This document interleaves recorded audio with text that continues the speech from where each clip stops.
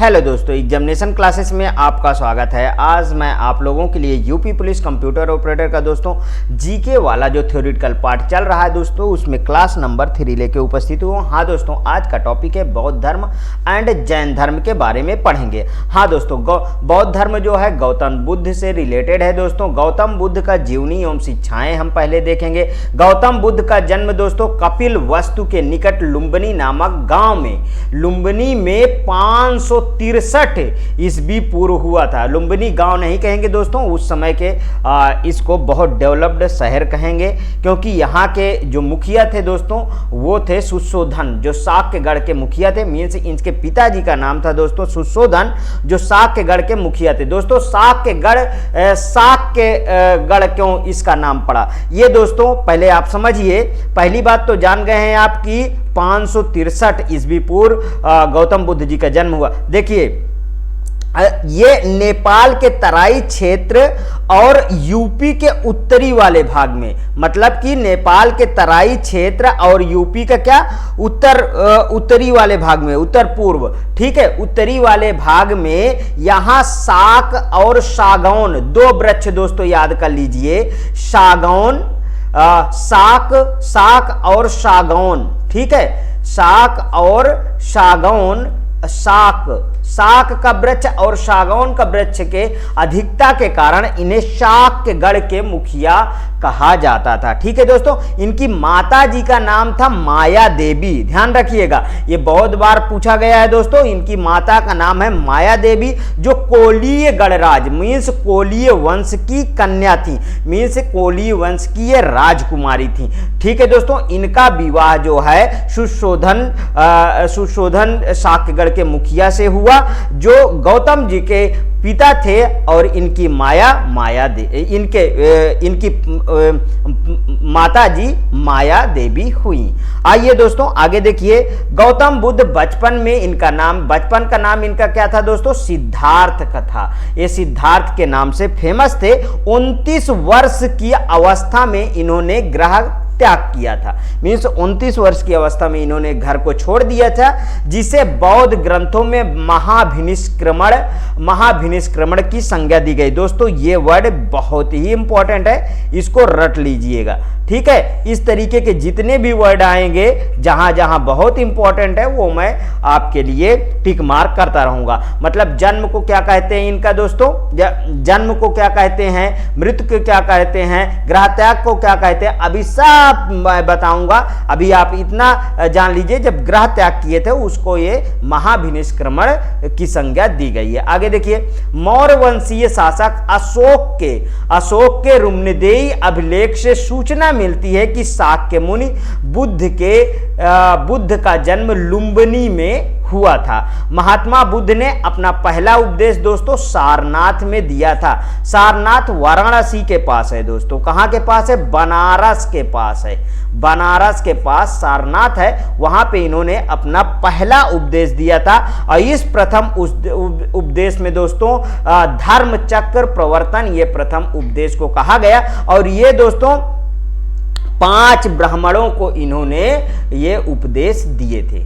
ध्यान रखिएगा, 5 ब्राह्मणों को इन्होंने अपना ये उपदेश दिया था। महात्मा बुद्ध ने मल गणराज की राजधानी कुशीनारा में 483 ईस्वी पूर्व में 80 वर्ष की अवस्था में शरीर त्याग दिए थे।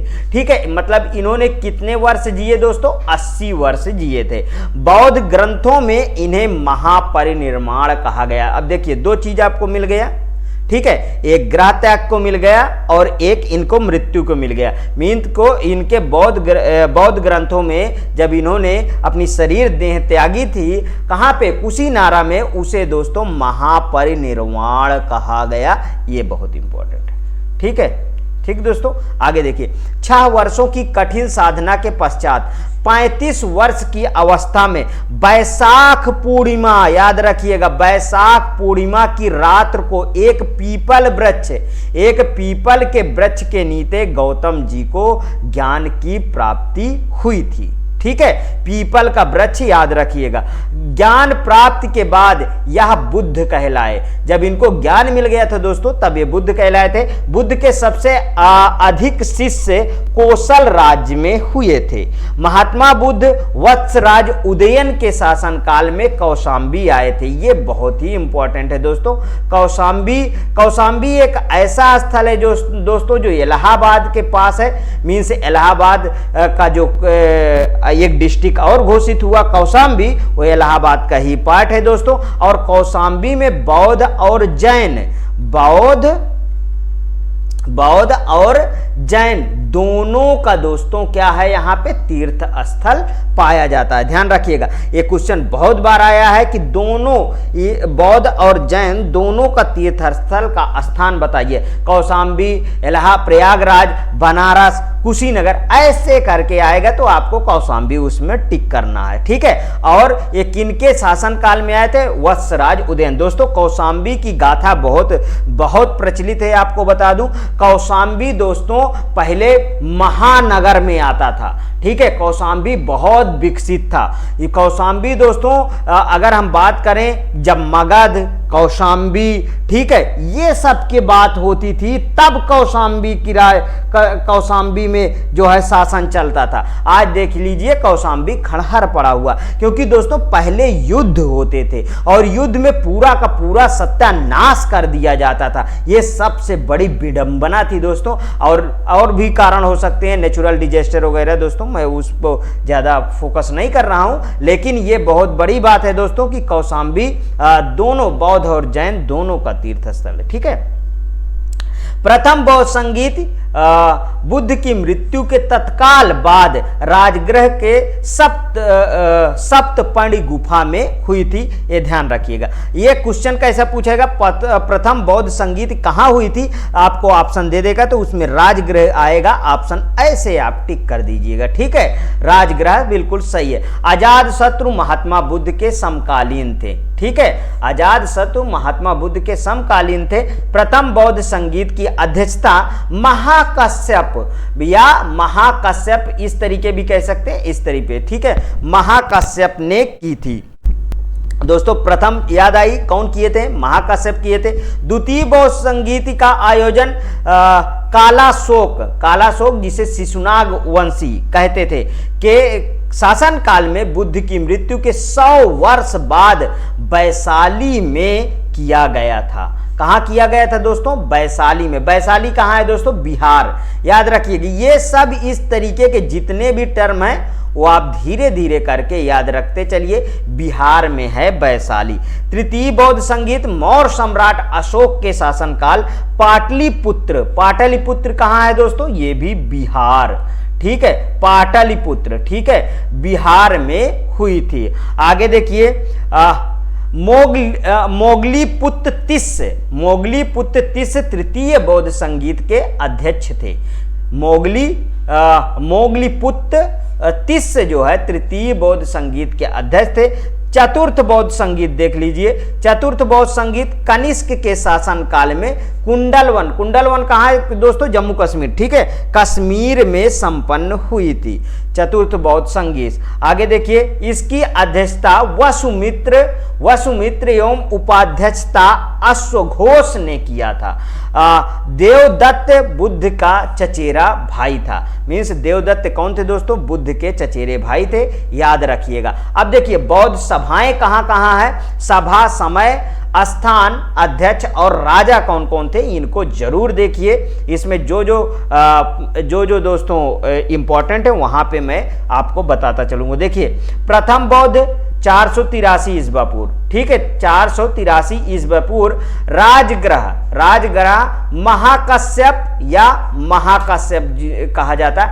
अजातशत्रु इसके उस समय के राजा थे। स्थान क्या है? राजगृह। अध्यक्ष कहाँ है? महाकश्यप। ठीक है, समय 483 ईस्वी पूर्व। संगीत पूर्व प्रथम बौद्ध संगीत। ठीक है, अब द्वितीय बौद्ध संगीत का नाम प्रथम बौद्ध हो गया। द्वितीय बौद्ध संगीत देख लीजिए 383 ईस्वी पूर्व। मीन्स इसके देखिए 100 वर्ष बाद है ना, 100 वर्ष बाद है। ठीक है, 383 ईस्वी पूर्व कहाँ हुआ था, स्थान कहाँ है, वैशाली में, और इसकी अध्यक्षता शुभकामी ने किया था। और राजा कौन थे दोस्तों, कालाशोक किए, कालाशोक इसके राजा थे। दोस्तों ये इंपॉर्टेंट है और ये भी इंपॉर्टेंट है, इसमें चारों इंपॉर्टेंट है, ये ध्यान रखिएगा। तृतीय बौद्ध समिति देख लीजिए, 247 ईस्वी पूर्व में पाटलिपुत्र, मोगलीपुत्र तिस्स और अशोक राजा थे दोस्तों। चतुर्थ बौद्ध संगीत, चतुर्थ बौद्ध संगीत दोस्तों ईस्वी की प्रथम शताब्दी में, मतलब जब ईस्वी स्टार्ट हुई दोस्तों, ईस्वी स्टार्ट हुई तो उसकी प्रथम शताब्दी में कुंडलवन में, और वसुमित्र इसके अध्यक्ष, और राजा कौन थे दोस्तों, कनिष्क, कनिष्क राजा थे उस समय। अब देखिए देवदत्त पहले उनका अनुगत बना और फिर उनका विरोधी बन गया। देवदत्त दोस्तों क्या था, पहले एक तरीके से कहिए उनको फॉलो किया और फिर क्या बना, उनका विरोधी भी बन गया। सर्वप्रथम बुद्ध ने जिन 4 आर्य सत्यों को उपदेश दिया वे इस प्रकार हैं। दुख पहला, दूसरा देखिए दुख, दुख समुदाय दुख, ठीक है, दुख दुख, दुख समुदाय और दुख निरोध, ठीक है। तीसरा क्या है, दुख निरोध, और चौथा क्या है दोस्तों, चौथा क्या है, दुख निरोध गामिनी प्रतिपदा। तो अब देखिए गौतम बुद्ध के अनुसार दोस्तों इस जीवन में दुख ही दुख है, ये कहा गया है। क्यों, कुछ भी आप देखिए हर एक समय इंसान किसी न किसी बीमारी, किसी न किसी चीज से, किसी न किसी टेंशन से हरदम दुख ही दुख रहता है। उसका निवारण चौथे में दुख दुख निरोध गामिनी प्रतिपदा। ठीक, बुद्ध के जीवन से संबंध प्रतीक क्या है दोस्तों, ये आ गए। अब यहाँ पे देखिए जन्म, जन्म में क्या है दोस्तों, कमल या कमल व साण, कमल व साण, ध्यान रखिएगा ये बहुत बार पूछा गया। महाभिनिष्क्रमण, महाभिनिष्क्रमण में क्या है दोस्तों, घोड़ा। निर्वाण पीपल, मतलब जब ज्ञान प्राप्त हुआ इनको, ज्ञान प्राप्त कितने वर्ष में हुआ, 6 वर्ष में, 6 वर्ष में। किसके नीचे, पीपल के वृक्ष के नीचे, ठीक है। बोधि वृक्ष कहा जाता है, बोधि वृक्ष को ही दोस्तों पीपल का वृक्ष कहते हैं। महापरिनिर्वाण, महापरिनिर्वाण जब इनकी मृत्यु हुई दोस्तों कितने साल में हुई थी, 80 साल में हुई थी, ठीक है। कुशीनारा, याद रखिएगा स्थान कुशीनारा, कुशीनारा बहुत अच्छे से याद रखिएगा।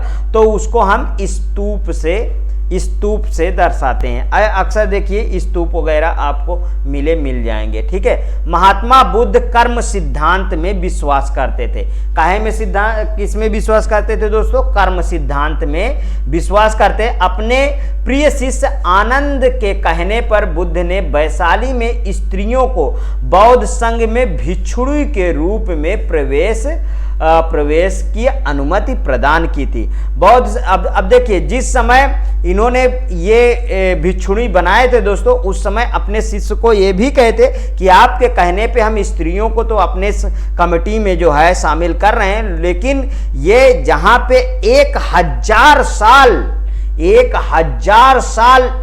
मतलब इसकी क्या थी, मतलब जीवन थी, अब वो 100 के अंदर हो जाएगी इसकी जीवन, ये चीज इन्होंने दोस्तों कहे थे। आगे देखिए, बौद्ध संघ में सर्वप्रथम शामिल होने वाली स्त्री महाप्रजापति गौतमी थी, महाप्रजापति गौतमी, ठीक है दोस्तों, ये याद रखिएगा, महाप्रजापति गौतमी थी। अब महाप्रजापति गौतमी कौन थी दोस्तों, वो मौसी थी, ठीक है, वो कौन थी, मौसी, ठीक, ध्यान रखिएगा।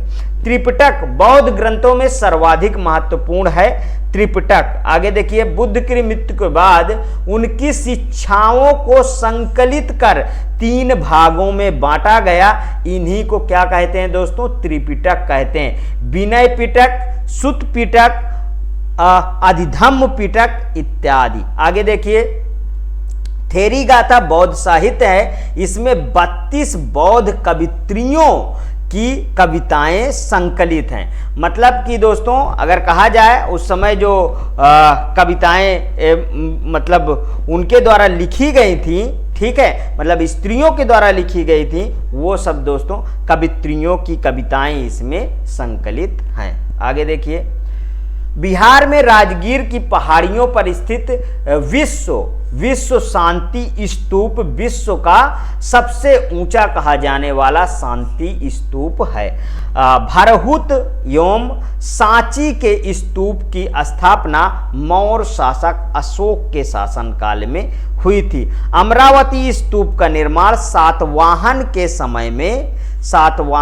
समय में हुआ था। आगे देखिए, सातवाहनों की राजधानी प्रतिष्ठान या पैठन थी। उसी को दोस्तों पैठन कहा जाता था, प्रतिष्ठान को ही।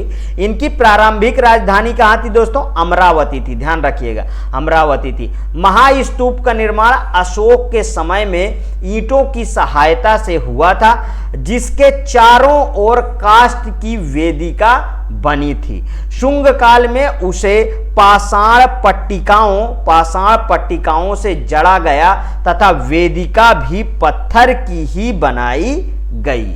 ठीक है, आगे देखिए, सातवाहन युग में वेदिका के चारों दिशाओं पर 4 तोरण लगा दिए गए। बौद्ध दर्शन में क्षणिकवाद को स्वीकार किया गया है। गौतम बुद्ध को एशिया के ज्योतिपुंज मीन्स एशिया का पुंज किसे कहा गया? वेरी मोस्ट इंपॉर्टेंट है दोस्तों, गौतम बुद्ध जी को कहा गया, ठीक है, तौर पे जाना जाता है। आगे देखिए, गौतम बुद्ध के जीवन पे एडविन अर्नाल्ड ने लाइट ऑफ एशिया नामक काव्य पुस्तक की रचना की थी। यह लंदन में 1879 ईस्वी में प्रकाशित हुई थी। दोस्तों ये वेरी इंपॉर्टेंट है, ठीक है, ठीक। लाइट ऑफ एशिया किन्हें कहा जाता है? गौतम बुद्ध को कहा जाता है। लाइट ऑफ एशिया पुस्तक ललित विस्तार के विषय वस्तु पर आधारित है। यह पुस्तक किसके विषय वस्तु पे? ललित विस्तार के विषय वस्तु पर आधारित है दोस्तों। अब आ जाइए दोस्तों आगे। कुषाण काल में ही गांधार एवं मथुरा कला शैली के तहत बुद्ध एवं बोध सत्तों की बहुसंख्यक मूर्तियों का बैठी एवं खड़ी स्थिति में निर्माण हुआ था। किनके काल में? कुषाण काल में, ये ध्यान रखिएगा, ठीक है। कुषाण काल में इनकी मूर्तियों का निर्माण हुआ, इतना आप याद रखिए, ठीक है। भूमि स्पर्श मुद्रा की सारनाथ की बुद्धि मूर्ति गुप्त काल से संबंधित है। बौद्ध ग्रंथ अगुत्तर निकाय में वर्णित षोडश महाजनपदों में से मल एक महाजनपद था, ठीक है। मल एक महाजनपद था। पहले कौशाम्बी को मैंने अभी अभी क्या बताया दोस्तों? महाजनपद था, ठीक है। नागार्जुन कनिष्क के दरबार की एक महान विभूति था, ठीक है। उसकी तुलना मार्टिन लूथर से की जाती है। कनिष्क के दरबार में वसुमित्र अश्वघोष चरक भी थे। ह्वेनसांग ने अश्वघोष नागार्जुन कुमारजीव एवं देव को संसार की 4 मार्गदर्शक शक्तियां कहा है। कौन कहा है? ह्वेनसांग दोस्तों कहां से आए? चीन से, ध्यान रखिएगा, ठीक है, चीन से।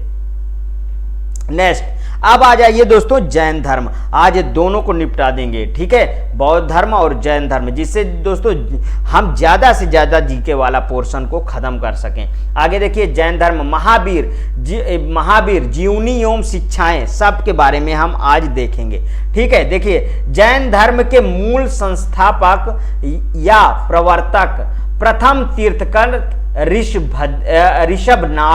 ऋषभनाथ या आदिनाथ माने जाते हैं। ये दोस्तों वेरी मोस्ट इंपॉर्टेंट है, ये ध्यान रखिएगा, ठीक है। मतलब इनके संस्थापक ऋषभदेव या ऋषभनाथ जो भी आए उसको आप लगा दीजिएगा। आगे देखिए पार्श्वनाथ जैन धर्म के 23वें तीर्थकर थे।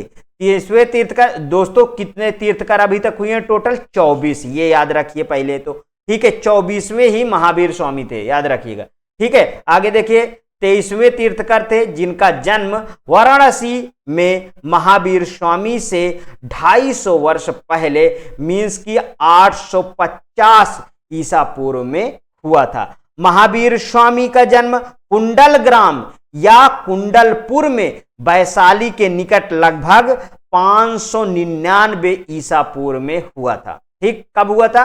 599 ईसा पूर्व में हुआ था। आगे देखिए महावीर की माता त्रिशाला, इनकी माता का नाम था त्रिशाला।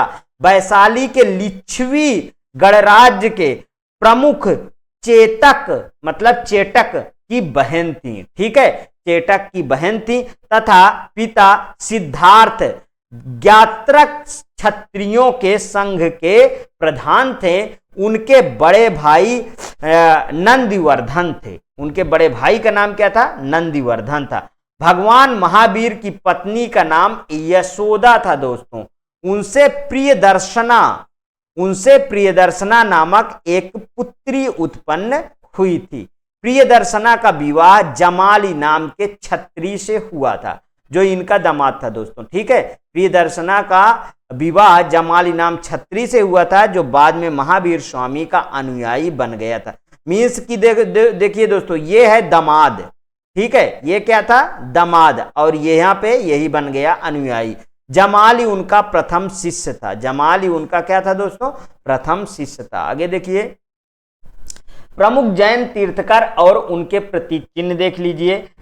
ऋषभनाथ पहले थे, इनका जो है प्रतीक बैल है। अजितनाथ दूसरे थे। देखिए ये बहुत इंपॉर्टेंट है। ठीक है, और उसके बाद ये इंपॉर्टेंट है महावीर, और तीसरे नंबर पे कहूंगा ये वाला पार्श्वनाथ वाला इंपॉर्टेंट है। दूसरा तीसरा चाहे छोड़ दीजिएगा। ठीक है, अजितनाथ दूसरे पे हाथी था। अरिष्टनेमि मतलब 22वें संघ था। पार्श्वनाथ 23वें थे, शार्प था। ठीक है दोस्तों, और 24वें कौन थे? महावीर स्वामी, जिनका जो है प्रतीक सिंह था।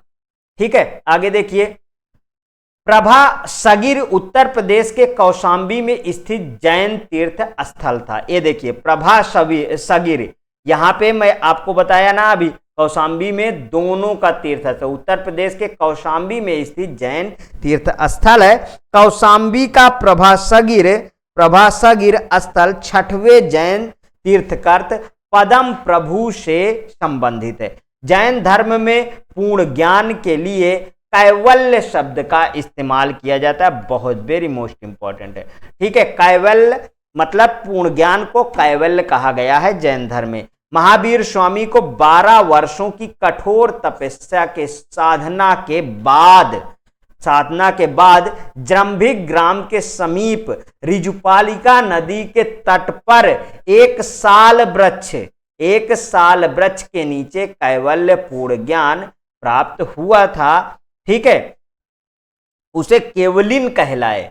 तो ये क्या कहलाए दोस्तों? केवलिन कहलाए। जब इनको ज्ञान की प्राप्ति हो गई तो ये केवलिन कहलाए। जैन धर्म में मोक्ष के लिए 3 साधन आवश्यक बताए गए हैं। कौन कौन से? सम्यक दर्शन, पहला सम्यक दर्शन, दूसरा है सम्यक चरित्र, और तीसरा है दोस्तों सम्यक ज्ञान।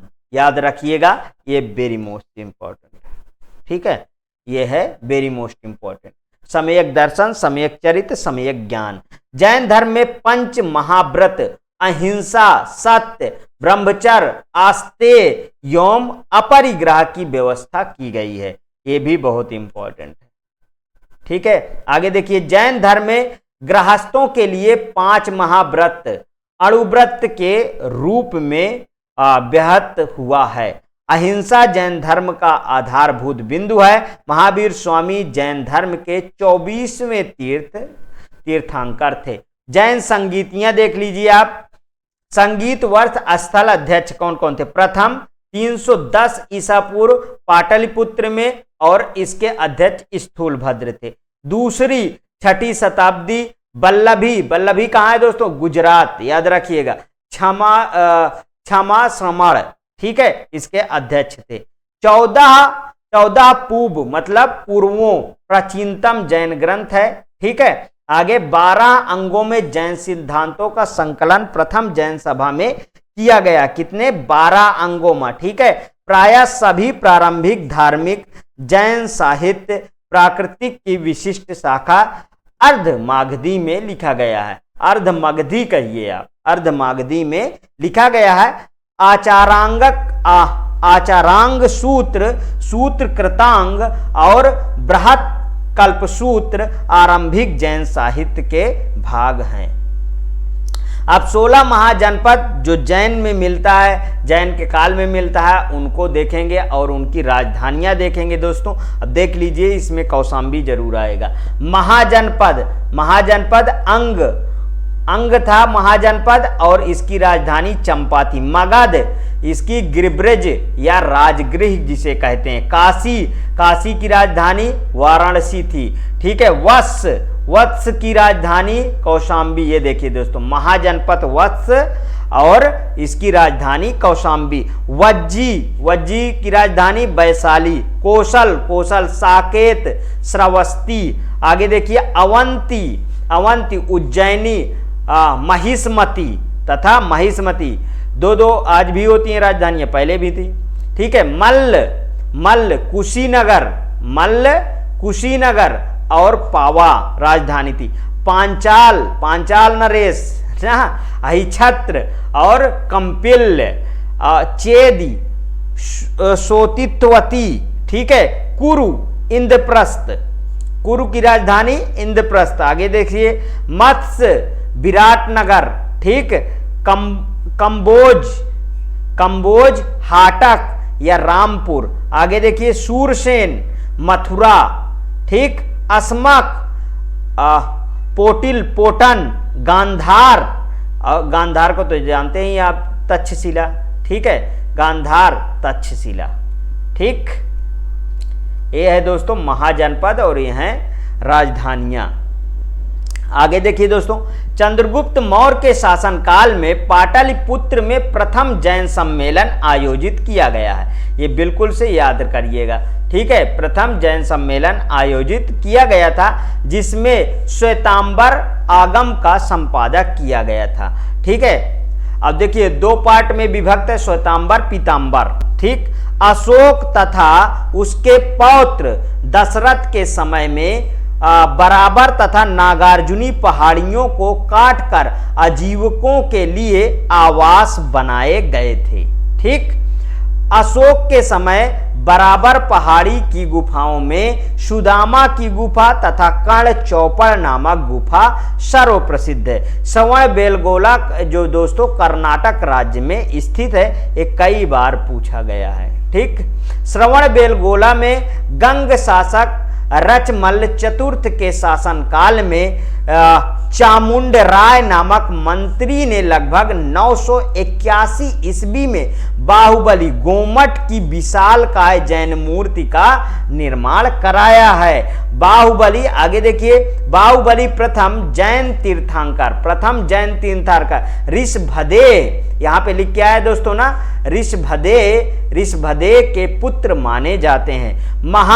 महामस्तकाभिषेक जैन धर्म का एक महत्वपूर्ण उत्सव है जो 12 वर्ष के अंतराल पर कर्नाटक राज्य के श्रवण बेलगोला में आयोजित किया जाता है। प्रमुख भारतीय विद्वान एवं उनके संरक्षक देख लीजिए। कवि, विद्वान, संरक्षक, शासक। हरिसेन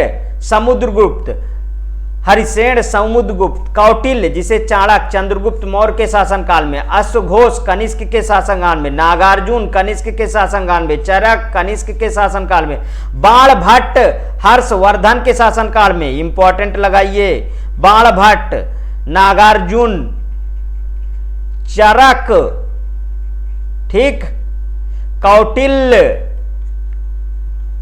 ये सब दोस्तों बहुत इंपॉर्टेंट है। अश्वघोष, ये सब इंपॉर्टेंट है। आगे देखिए, चंद्रबरदाई पृथ्वीराज चौहान, कालिदास चंद्रगुप्त विक्रमादित्य के शासनकाल में। ये रहा दोस्तों जैन धर्म बौद्ध धर्म का डिटेल। अब इसके आगे दोस्तों जल्द ही वीडियो आपको मिलेगी नेक्स्ट डे पे। यदि आपको अच्छा लग रहा है तो प्लीज़ दोस्तों मेरे एग्जामिनेशन चैनल को आप सब्सक्राइब करिए, मेरा वीडियो लाइक करिए, ज़्यादा से ज़्यादा दोस्तों में शेयर करिए। हाँ, अपनी प्रतिक्रिया हर एक वीडियो में जरूर दीजिए दोस्तों, हर एक वीडियो में आप कमेंट करिए। मुझे बहुत अच्छा लगता है आपके कमेंट पढ़ के, तभी मुझमें उल्लास आता है और मैं नेक्स्ट वीडियो तुरंत बनाने बैठ जाता हूँ दोस्तों। ओके दोस्तों, थैंक यू।